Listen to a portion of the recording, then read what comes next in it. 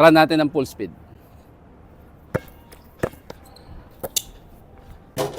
So ang gagawin mo,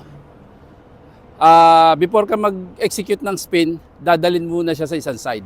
Then, tsaka tayo mag-i-spin.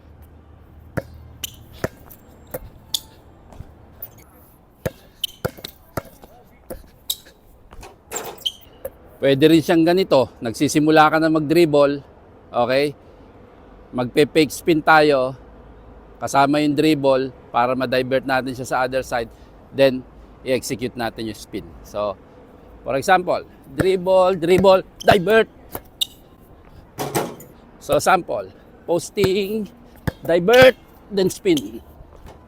So, simpleng galaw, i-score tayo. Pag-aralang mabuti, tamang timing, sigurado ko, iiwanan mo yung bantay mo. Kung may gusto pang malaman at matutunan, message lang tayo sa baba.